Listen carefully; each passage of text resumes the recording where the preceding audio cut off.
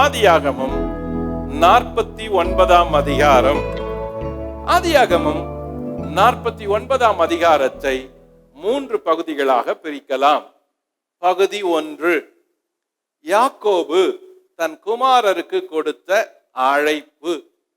பகுதி 2, யாக்கோபு தன் குமாரருக்கு கூறின ஆசீர்வாதங்கள். ஆதியாகமம் 49 3 முதல் 28. ஒவ்வொருத்தருக்கும் அவர் என்ன ஆசீர்வாதம் கொடுத்தார் அப்படின்னு பார்க்கலாம். நம்பர் 1, ரூபன். ரூபன் என்றால் பொருள் ஒரு குமாரனை பார், CS சன் என்று பொருள். Number 2, Simeon, Levi. சிமியோன் என்றால் கேள்விப்பட்டது என்று பொருள். லேவி என்றால் இணைக்கப்பட்டது, அட்டாச்ட் என்று பொருள். யூதா. நம்பர் 4, யூதா என்றால் துதி, பிரைஸ் என்று பொருள். நம்பர் 5, செபுலோன். செபுலோன் என்றால் குடியிருத்தல், டுவெல்லிங் என்று பொருள். Number 6, Issachar. இசகார் என்றால் வேலைக்கு அல்லது கூலிக்கு, ஹயர் அல்லது வேஜஸ் அப்படின்னு பொருள். நம்பர் 7, தான். தான் என்றால் பொருள் நீதிபதி, ஜட்ஜ் என்று பொருள். நம்பர் 8, காத். காத் என்றால் ராணுவம், ட்ரூப் என்று பொருள். நம்பர் 9, ஆசேர். வாசிப்போம் 49 20. ஆசேருடைய ஆகாரம் கொழுமையாயிருக்கும், ராஜாக்களுக்கு வேண்டிய ருசி வர்க்கங்களை அவன் தருவான். ஆசேர் என்றால் மகிழ்ச்சி, ஹாப்பி என்று பொருள். இவனை குறிச்சி அவன் ஆகாரம் கொழுமையாயிருக்கும். 49 20. நம்பர் 2, ராஜாக்களுக்கு வேண்டிய ருசி வர்க்கங்களை அவன் தருவான். 49 20. இவனை குறிச்சி சொல்றது பாருங்க, இவன் ஆகாரம் கொழுமையா இருக்கும், இவன் ராஜாக்களை போஷிப்பான், ராஜாக்களுக்கு அவன் ஆகாரம் தருவானா. ஃபியூச்சர். ஆசேருக்கு என்ன ஆசீர்வாதம்னா, இவங்களே இன்னொரு இடத்துல வந்து உதவி கேட்க வந்தாங்க. எகிப்துல பஞ்சத்துக்கு வந்து அண்டி கொண்டவங்க, பஞ்சத்துல உதவி கேட்க வந்தவங்க, பாரோன் கிட்ட உதவி கேட்டவங்க, குடும்பமா உதவி கேட்க வந்தவங்க இவங்க. அதான் அப்பா ஆசீர்வாதம் கொடுக்கிறாரு. ஆசேர், ஆசேர், ஒரு நாள் வரும், கொழுமையா இருக்கும் உன் ஆகாரம், கொழுமையா இருக்கும்டா. இந்த பஞ்சம் போயிடும், இந்த வறுமை போயிடும், வறட்சி போயிடும், இந்த கடனும் தொல்லையும் போயிடும். ஒரு நாள் வரும், ராஜாக்களுக்கு ருசி உள்ள வர்க்கங்களை நீ கொடுப்ப, ருசி உள்ளது ராஜாக்களுக்கே கொடுப்ப அப்படின்னு. நிலைமையை யோசித்து பாருங்க. இப்ப இருக்கிறது தாழ்ச்சியில, குறைவுல, எகிப்துல, அந்நிய ஊர்ல, வேற ஒரு ராஜாவின் உதவியில. ஆனால் ஆசேர் ஒரு நாள் வரும். ஆசேர்களே, உங்களுக்கும் ஒரு நாள் வரும், வரும். ஒரு நாள் உங்களுக்கு தாழ்ச்சி இல்லாத ஒரு நாள், தாழ்ச்சி இல்லாத எதிர்காலம், ராஜாக்களுக்கே நீங்க சப்ளை பண்ற ஒரு நாள் வரும். உங்க வியாபாரங்கள் அப்படி வரும், உங்க குமாரர் குமாரத்திகள் அப்படி வருவாங்க. ராஜாக்களை சந்திக்கிற நாட்கள் வந்துரும், வந்துரும். ஆசேர். நம்பர் 10, நப்தலி. ஆதியாகமம் 49 21. நப்தலி விடுதலை பெற்ற பெண்மான், இன்பமான வசனங்களை வசனிப்பான். பாருங்க, நப்தலி என்றால் என் மல்யுத்தம் என்று பொருள். நம்பர் 1, விடுதலை பெற்ற பெண்மான். நப்தலி, நீ விடுதலை பெற்ற பெண்மான். ஓகே. நம்பர் 2, இன்பமான வசனங்களை வசனிப்பான். 49 21. இவனை குறிச்சி விடுதலையின் மகிழ்ச்சியை அடைந்து வெற்றி பாடலை பாடி தேவனது ரட்சிப்பை காண்பான். இவனுக்கு சொன்ன ஆசீர்வாதங்களை பாருங்க, விடுதலை, பெண்மான், இன்பம், வசனங்கள், இவையெல்லாம் இவனை குறிச்சி. இப்போ இது எவ்வளவு ஒரு சந்தோஷமா, மகிழ்ச்சியா, ஒரு விடுதலையா தேவனுடைய ரட்சிப்பை பார்க்கிறது. இப்ப வாழ்க்கையில இப்படிப்பட்ட வசந்தங்கள் வருமா? வரும். வரும். வாழ்க்கையில இப்படிப்பட்ட வசந்தங்கள் வருமா? வரும். நப்தலிக்கு சொன்ன ஆசீர்வாதங்கள் உங்களுக்கும் வரும். ஏன்னா ஆசீர்வதிச்சது வாக்கு மாறாதவர், ஆசீர்வாதம் வச்சது, ஆசீர்வதிப்பேன்னு சொன்னது பொய் சொல்லாதவர், நேற்றும் இன்றும் என்றும் மாறாதவர், நிலைத்திருப்பவர். அப்போ நீங்க இதை கிளைம் பண்ணலாம். ஆண்டவரே என்ன விடுதலை பெறும் செய்யுங்க, ஆண்டவரே என்ன விடுதலை பண்ணி வசந்தமாக்குங்க, இன்பமாக்குங்க, மகிழ்ச்சியாக்குங்க, மறுமலர்ச்சியாக்குங்க, என்னை மாற்றுங்க, பெருக்குங்க, விருத்தியாக்குங்க சொல்லக்கூடிய விசுவாசமும் தைரியமும் ஆசையும் உனக்கு இருந்தா கர்த்தர் உன் வார்த்தையபடியே செய்வாரு. வார்த்தையபடியே செய்வார். நப்தலி. நம்பர் 11 யோசேப்பு. வாசிப்போம். ஆதியாகமம் 49 22 முதல் 26. யோசேப்பு கனித்தரும் செடி, அவன் நீர் ஊற்றண்டையில் உள்ள கனித்தரும் செடி, அதன் கொடிகள் சுவரின் மேல் படரும். வில்வீரர் அவனை மனமடிவாக்கி அவன் மேல் எய்து அவனை பகைத்தார்கள். ஆனாலும் அவனுடைய வில் உறுதியாய் நின்றது. அவன் புயங்கள் யாக்கோபுடைய வல்லவரின் கரங்களால் பலத்தன. இதனால் அவன் மேய்ப்பனும் இஸ்ரவேலின் கண்மலையுமானான். உன் தகப்பனுடைய தேவனாலே அப்படி ஆயிற்று. அவர் உனக்கு துணையாயிருப்பார். சர்வ வல்லவராலே அப்படி ஆயிற்று. அவர் உயர வானத்திலிருந்து உண்டாகும் ஆசீர்வாதங்களினாலும் கீழே ஆழத்தில் உண்டாகும் ஆசீர்வாதங்களினாலும் ஸ்தனங்களுக்கும் கர்ப்பங்களுக்கும் உரிய ஆசீர்வாதங்களினாலும் உன்னை ஆசீர்வதிப்பார். உன் தகப்பனுடைய ஆசீர்வாதங்கள் என் பிதாக்களுடைய ஆசீர்வாதங்களுக்கு மேற்பட்டதாயிருந்து நித்திய பர்வதங்களின் முடிவு மட்டும் எட்டுகின்றன. அவைகள் யோசேப்புடைய சிரசின் மேலும் தன் சகோதரரில் விசேஷித்தவனுடைய உச்சந்தலையின் மேலும் வருவதாக. யோசேப்பு என்றால் பொருள் he will add, அவர் கூட்டுவார் என்று பொருள். யோசேப்பின் நிறைகள் அதிகம். யோசேப்பை பத்தி ஏற்கனவே பல காரியங்களை நம்ம படிச்சிருக்கிறோம். அவன் குறையில்லாதவன், நிறையான மனுஷன். பழைய ஏற்பாட்டில் ஆதியாகமத்தில் இயேசு கிறிஸ்துவுக்கு ஒப்புமையா சொல்லப்பட்ட ஒருவன். அதனால அவனை குறிச்ச நல்ல செய்திகள் தான் அதிகம் இருக்குது. நம்பர் 1, யோசேப்பு கனிதரும் செடி. அவன் நீரூற்றண்டை உள்ள கனிதரும் செடி, அதன் கொடிகள் சுவரின் மேல் படரும். அவன் வளருகிற ஒரு செடியை போன்றவன். நம்பர் 2, வில்வீரர் அவனை மனமடிவாக்கி அவன் மேல் எய்து அவனை பகைத்தார்கள். ஆனாலும் அவனுடைய வில் உறுதியாய் நின்றது. 49, 23, 24. யோசேப்பு என்ன எதிர்ப்பு வந்தாலும் அதை சந்திக்க கூடியவன். ஆனால் அவன் வீழ்த்தப்பட முடியாதவன். அவன் சோர்ந்து போனவன் இல்லை, சோர்ந்து போக முடியாது. மனச உறுதியா காத்து கொண்டவன். பாருங்க, அவனுடைய உவமையிலிருந்து பாடங்கள் நமக்கு எவ்வளவு இருக்குது. அவன் ஒரு செடியம் போல வளர்ந்தவன். திராட்சை செடி, கனிதரும் செடி, கொடிகள் படரும் வளரும். அப்ப நம்ம வாழ்க்கையில கூட எப்பவுமே ஒரு செடிய மாதிரி வளருகிறவங்களாவே இருக்கணும். இயேசுவோடு கூட இணைஞ்சா அந்த செடியும் கொடியும் இணையும். இங்க பாருங்க, செடியும் கொடியும் இருக்குது. அப்ப செடியும் கொடியும் இந்த ரெண்டையும் கத்து கொடுத்தது ஆண்டவர் இயேசு. யோவான் 15ஆம் அதிகாரத்துல சொல்ற அந்த செடி கொடி உறவு. அதே போலதான் யோசேப்பு தேவனோட வைத்திருந்த உறவுனால ஒரு செடியை போல கொடி போல படர்ந்தான்.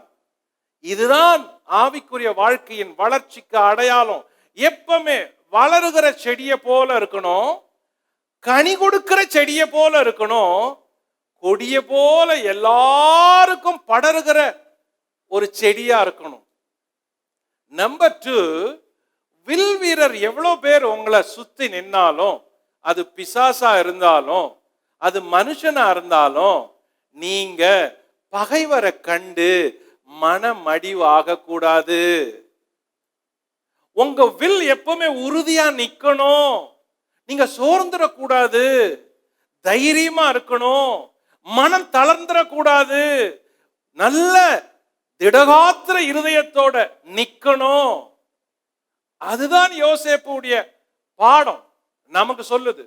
நம்பர் 3, அவன் புயங்கள் யாக்கோபுடைய வல்லவரின் கரங்களால் பலத்தன, அதனால் அவன் மேய்ப்பனும் இஸ்ரவேலின் கன்மலையுமானான். உன் தகப்பனுடைய தேவனாலே அப்படி ஆயிற்று. யோசேப்பு வாழ்க்கையில கற்றுக்கொள்ளுகிற அடுத்த பாடம், எப்படி ஊழியத்துக்கு வர முடியும், எப்படி நீங்க மேய்ப்பனா இஸ்ரவேலின் கன்மலையா மாற முடியும். அப்போ அவனுடைய புயங்கள் வல்லவரின் கரங்களால பலப்பட்டன. யாக்கோபுடைய புயங்கள் வல்லவரின் கரங்களால என்ன பண்ண, பலத்தன. மினிஸ்ட்ரிக்கு வர்றதுக்கு நல்ல பலம் வேணும், இல்லாட்டி செய்ய முடியாது. மனபலம் வேணும், சரீர பலம் வேணும், சிந்தையில பலம் வேணும், அறிவுல பலம் வேணும். அப்பதான் நீங்க மேய்ப்பனும் கன்மலையுமா வளர முடியும். ஊழியத்துக்கு வளர்றதுக்குன்னே ஒரு அறிவு வேணும், மெச்சூரிட்டி வேணும். அதுக்கு வெயிட் பண்ணணும். பொட்டுன்னு வந்துட்டு எல்லாம் தெரிஞ்சது போல பேசக்கூடாது. இன்னைக்கு ரொம்ப இடங்கள்ல இந்த சின்ன சின்ன சின்ன சின்ன பிரசங்கியாரங்கள்லாம், வாலிப பிரசங்கியாரங்கள்லாம் வாய்க்கு வந்ததெல்லாம் பேசிட்டு இருக்கிறாங்க. அவங்களுக்கு தெரிஞ்சது, அவங்களுக்கு பிடிச்சது, அவங்க மற்றவங்களை குறை சொல்றது, அவங்களுக்கு என்ன தேவை, எல்லாத்தையும் அப்படியே வாய்க்கு வந்த குளறுபடிகளை பேசிக்கிட்டே இருக்கிறாங்க. தப்பு. அவ்வளவு ஈஸியா மெய்ப்பனாயிட முடியாது. உங்க கரங்கள் யாக்கோபின் கரங்களால பலப்படணும், பலப்படணும், நல்ல ஸ்ட்ரென்தன் ஆகணும், தேவனுடைய கரங்களால இருக்கணும். அதுக்கு கொஞ்சம் வெயிட் பண்ணணும், கத்துக்கணும், யார் கூட நான் இருக்கணும், கீழே இருக்கணும், படிச்சுக்கணும். எலியா பின்னால போன எலிசா மாதிரி அபிஷேகம் பெற்றவங்க பின்னால போகணும், காத்திருக்கணும், பொறுமையா இருக்கணும். அவமானம், நிந்த, பசி, பட்டினி, ஏளனம், ஏழ்மை, தரித்திரம், வறுமை இல்லாம இவைகளெல்லாம் அனுபவிக்கணும். அதுதான் உங்களை முதிர்ச்சியாக்கும், உருவாக்கும். சும்மா இஸ்ரவேலின் மேய்ப்பன் ஆயிட முடியாது, சும்மா இஸ்ரவேல்ல லீடர் ஆயிட முடியாது. யாக்கோபு கன்மலையானான், மேய்ப்பனானான். அதனாலதான் புயங்கள் பலத்தன. அப்போ யோசேப்புடைய வாழ்க்கையில நம்பர் 4, அவர் உனக்கு துணையா இருப்பார், சர்வ வல்லவராலே அப்படி ஆயிற்று. 49:25. அதோட போல நம்பர் 5, அவர் உயர வானத்திலிருந்து உண்டாகும் ஆசீர்வாதங்களாலும் கீழே ஆழத்தில் உண்டாகும் ஆசீர்வாதங்களாலும் ஸ்தனங்களுக்கு கர்ப்பங்களுக்கும் உரிய ஆசீர்வாதங்களாலும் உன்னை ஆசீர்வதிப்பார். ஆதியாகமம் 49:25. நம்பர் 6, உன் தகப்பனுடைய ஆசீர்வாதங்கள் என் பிதாக்களுடைய ஆசீர்வாதங்களுக்கு மேற்பட்டதாய் இருந்து நித்திய பர்வதங்களின் முடிவு மட்டும் எட்டுகின்றன. 49:26, அவைகள் யோசேப்புடைய சிரசின் மேலும் தன் சகோதரரின் விசேஷத்தினுடைய உச்சன் தலையின் மேலும் வருவதாக. 49:26. யோசேப்பு எவ்வளவு விசேஷமான பாருங்க. இந்த அதிகாரத்துல மனப்பூர்வமா அவர் ஆசீர்வச்சது யோசேப்பு. மனப்பூர்வமா யோசேப்பையும் யூதாவையும். அதனாலதான் இவங்க 2 பேரும் அப்படியே ஓஹோன்னு வந்தாங்க. இந்த ஆசீர்வாதங்கள்ல இந்த அதிகாரத்துல சொல்ற 25 வசனங்களை எல்லாம் எடுத்துக்கொள்ளுங்க. எல்லாரும் அந்த 25 வசனத்தின் மேல கை வைத்துக் கொள்ளுங்க. உன் அப்படின்ற இடத்துல என் அப்படின்னு சொல்லி எல்லாரும் வாய் திறந்து படிப்போம். என் தகப்பனுடைய தேவனாலே அப்படி ஆயிற்று, அவர் எனக்கு துணையாயிருப்பார், சர்வ வல்லவராலே அப்படி ஆயிற்று, அவர் உயர வானத்திலிருந்து உண்டாகும் ஆசீர்வாதங்களாலும் கீழே ஆழத்தில் உண்டாகும் ஆசீர்வாதங்களாலும் ஸ்தனங்களுக்கும் கர்ப்பங்களுக்கும் உரிய ஆசீர்வாதங்களாலும் என்னை ஆசீர்வதிப்பார். ஹல்லேலூயா. கரங்களை தட்டி கர்த்தருக்கு சொல்லுவோம், நன்றி. இயேசுவின் நாமத்துல இந்த ஆசீர்வாதத்தை வாசிக்கிற, சொல்ற, அறிக்கை செய்யற எல்லாருக்கும் இந்த ஆசீர்வாதங்கள் பலிப்பதாக, பலிப்பதாக. உங்க மேல, உங்க பிள்ளைங்க மேல இது பலிப்பதாக. அப்படிப்பட்ட ஆசீர்வாதம். ஓகே, யோசேப்பை குறிச்சு முடிவு. கனி தருபவன், பகையை வென்றவன், வல்லவரின் கரங்களால் பலப்பட்டவன், மெய்ப்பனு கண்மலையுமானவன், சர்வ வல்லவரால் சகல ஆசீர்வாதங்களையும் பெற்றவன், தன் தகப்பனுடைய ஆசீர்வாதங்களையும் தன் தகப்பனின் முற்பிதாக்களின் ஆசீர்வாதங்களையும் தன் சிரசில் ஏற்றவன். இதுதான் அந்த ஆசீர்வாதத்தின் சுருக்கம். நம்பர் 12, பென்யமீன். பென்யமீன் ஆதியாகமம் 49:27. பென்யமீன் பீறுகிற ஓனாய், காலையில் தன் இரையை பட்சிப்பான், மாலையில் தான் கொள்ளையிட்டதை பங்கிடுவான் என்றான். பென்யமீனை குறித்து, பென்யமீன் என்றால் son of the right hand, வலது கரத்தின் மகன் என்று பொருள். அவனை குறித்து குறைகள் சொல்லப்பட்டிருக்குது. பென்யமீன் பீறுகிற ஓனாய் 49:27. நம்பர் 2, காலையில் தன் இரையை பட்சிப்பான், மாலையில் தான் கொள்ளையிட்டதை பங்கிடுவான். 49:27. பென்யமீனை குறிச்ச பொருள், குறிப்பின் பொருள், பூலோகத்தின் குணங்களை கொண்டவன், மாம்சிக மனுஷன், பட்சிக்கிறவன், திட்டுறவன், கோபப்படுறவன், தன்னுடைய தைரியமான குணங்களால் செயலில் இறங்கி வென்று வருபவன், தனக்கு கிடைத்ததை பிறருக்கு கொடுப்பவன். அப்போ பென்யமீன் பட்சிக்கிற ஓனாய போல இருந்தா கூட காலையில அவனுக்கு என்ன கிடைச்சிச்சோ அதையெல்லாம் மாலையில எல்லாருக்கும் பங்கிட்டு கொடுப்பானாம். ஒரு பக்கம் நல்லவன், ஆனா இன்னொரு பக்கம் கோபக்காரன். ஒரு பக்கம் கெட்டவன், ஆனா இன்னொரு பக்கம் நல்லவன். அப்போ இதே மாதிரி நம்மள அநேகர் உண்டு. ஒரு பக்கம் நல்லவர், ஆனா அவரை பத்தி உனக்கு தெரியாது. அவங்க ஒரு பக்கம் நல்லவங்க, ஆனா அவங்க ஒரு மாதிரி. பாருங்க பென்யமீன் குணம். அப்ப பென்யமீன் நல்ல குணத்தை வச்சு இருந்துட்டு, ஆனா கெட்ட குணத்தையும் கூட வச்சிருந்தான். அவனுக்கு கிடைச்சதெல்லாம் கொடுத்துருவான். ஆனா அவன்கிட்ட இருக்கிறது பீறுகிற ஓனாய். அந்த ஒரு குணம் தான் அவன்கிட்ட கெட்ட குணமா இருக்கு. அன்பானவங்களே, ஆண்டவர் வார்த்தையை கேட்கிற தேவ ஜனமே, உன்கிட்ட எவ்வளோ நல்ல குணம் இருக்குது இல்ல, அந்த ஒரு குணம் தான் உன்னையே கெடுக்குது, உன் பேரை கெடுக்குது, உன் கிருபையை கெடுக்குது, உன்னுடைய நல்ல குணத்தை கெடுக்குது. அந்த ஒன்று பீறுகிறத, அந்த ஓனாய் குணத்தை எடுத்துட்டா உன்ன மாதிரி தங்கம், சொக்க தங்கம் யாருமே கிடையாது. அப்போ அதை எடுத்து போட்டுடணும், அது இருக்கக்கூடாது. அந்த ஒரு குணம் என்ன உங்களுக்கு தான் தெரியும். உங்க பேரை கெடுக்கிற, உங்க குணத்தை கெடுக்கிற அந்த கெட்ட குணம் என்ன, அதை எடுத்து போட்டுடணும். எடுத்துட்டா நீ தங்கம், நீ சொக்க தங்கம், தங்கமே அப்படின்னு சொல்லலாம். ஆனா அந்த ஒன்ன நீ தான் விரட்டணும், நான் விரட்ட முடியாது, நாங்க விரட்ட முடியாது, ஏன்னா உனக்கு தான் தெரியும். அப்போ பென்யமீன் நல்லவன், ஆனா அவன்கிட்ட ஒரு குறை இருந்துச்சு. எல்லாத்தையும் கொடுத்துருவான், ஆனா அவன்கிட்ட ஒரு குறை இருந்துச்சு. சோ இந்த 12 பேரையும் பட்டியலிட்டா இப்படிப்பட்ட ஒரு பட்டியலை ரெடி பண்ணலாம். லேயாளின் பிள்ளைகள் யாருன்னு வரிசைப்படுத்தப்படுது. பில்கால், சில்பால், அப்புறம் ராகேல், எல்லாருடைய பிள்ளைங்களும் வரிசை, பர்த் ஆர்டரை வரிசை பண்ணா 1, 2, 3ல 12. ரெஃபரன்ஸ் வசனம் எங்கெல்லாம் சொல்லி இருக்குது எல்லாத்தையும். ஆனா இந்த 49ஆம் அதிகாரத்துல இந்த 12 பேருக்கும் ஒவ்வொரு மிருகத்தின் குணம், அடையாளம், இல்ல மிருக உருவத்தை பெயரு அப்படி சொல்லி இருக்குது. அத நீங்க கண்டுபிடிச்சு பார்த்தீங்கன்னா உங்களுக்கு தெரியும். உதாரணத்துக்கு சொல்றேன், பெண்மான், சர்ப்பம், சிங்கம், கழுதை, கடல், ஓனாய், 12 பேருக்கும் ஒவ்வொரு அடையாளம் இருக்குது. நீங்க வீட்டுக்கு போய் இந்த சாப்டர்ல அடையாள குறிப்புகள் அப்படின்னு ஏதாவது மிருகமோ பொருளோ இடமோ பெயரோ என்ன இருக்குதுன்னு கண்டுபிடிக்கணும்.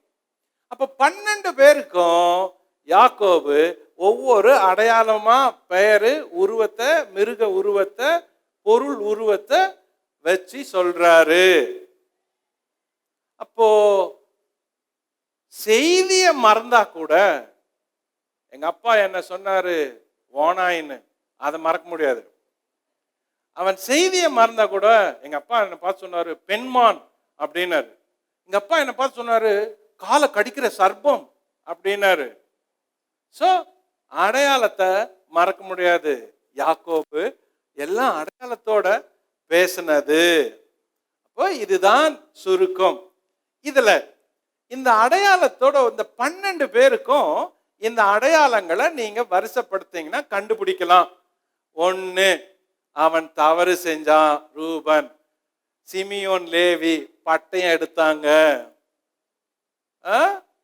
அப்புறம் லேவி பட்டயம் எடுத்த. அப்புறம் யூதா சிங்கம், செங்கோலு. செபுலோன் கப்பல், கடல். காத்து தான் வியாபாரம், சர்ப்பம். காத்து கால குத்துறவன். ஆசேரு ராஜாக்களுக்கு பொருட்களை கொடுக்கிறவன். நப்தலி பெண்மான், யோசேப்பு கனித்தரும் திராட்சை செடி, பெஞ்சமின் பீறுகிற ஓனாய். சோ அடையாளத்தோட பேசி இருக்கிறாரு. இந்த 12 பேரும் முடிவை கவனிங்களேன். இவர் என்ன சொல்றாரு யாக்கோபு? வெளிக்குறிப்பு என்ன சொல்றாரு? பா எல்லா ஆசீர்வாதம் எல்லாம் கொடுத்துட்டாரு. நான் மரிச்ச பிறகு நீங்க என்னை எப்படி அடக்கம் பண்ணணும் அப்படின்னு சொல்றாரு 3வது பகுதியில. ஆனா அடக்கம் பண்றப்ப 3 பேரா 4 திசையில நிக்கணும். இது அவர் சொல்றாரு, வேதத்துல இல்ல, வெளிக்குறிப்புல இருக்குது. யாக்கோபு என்ன சொன்னாரா, இந்த பாரு, என் கிழக்கு பக்கம் மேற்கு பக்கம் என் சரீரத்தை சுமந்துட்டு போனோம்.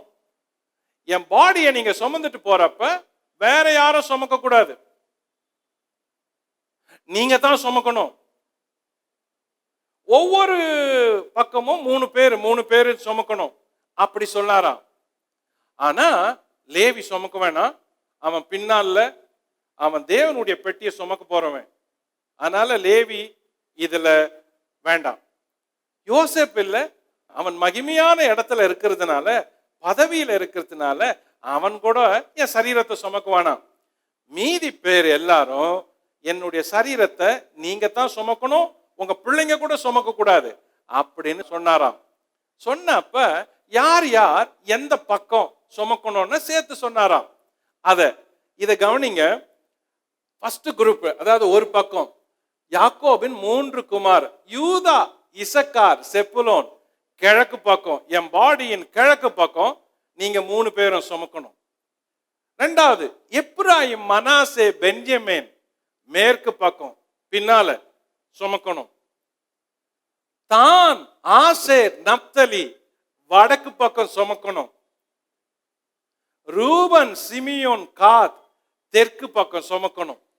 3 பேரா 4 பக்கம் என்னுடைய சரீரத்தை சுமந்துட்டு கானான்ல போய் அடக்கம் பண்ணணும் அப்படின்னு.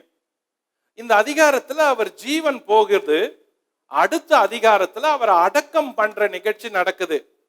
சோ இந்த அதிகாரத்தின் இறுதி பகுதியில யாக்கோபு என்ன சொன்னாரு பிள்ளைங்களுக்கு, ஆசீர்வாதம் கொடுத்த பிறகு என்ன சொன்னாரு அப்படின்னு சொல்லுது. அப்ப இவைகளை சொன்னாரு பாருங்க. இத கூர்ந்து கவனிச்சோம். ஃப்ரண்ட்ல 3, பேக்ல 3 பேர், ரைட் சைட்ல 3 பேர், லெஃப்ட் சைட்ல 3 பேர். யார் யார நிக்கணும் அதை பிக்ஸ் பண்ணது சாகரத்துக்கு முன்னாடி யாக்கோபு. தன் சரீரத்தை யார் சுமக்கணும்னு. இந்த பேட்டர்னு முக்கியமான பேட்டர்ன் ஆச்சு பின்னாடி. எப்படி பாருங்க, ஆசரிப்பு கூடாரம் நடுவுல இருந்தப்ப பின்னாட்கள்ல ஆசரிப்பு கூடாரத்தை சுமந்துட்டு போறப்ப இந்த ஆசரிப்பு கூடாரத்தின் 4 பகுதியில இதே கோத்திரங்கள் தான் இதே மாதிரி ஆர்டர்ல வரிசையில நின்னாங்க.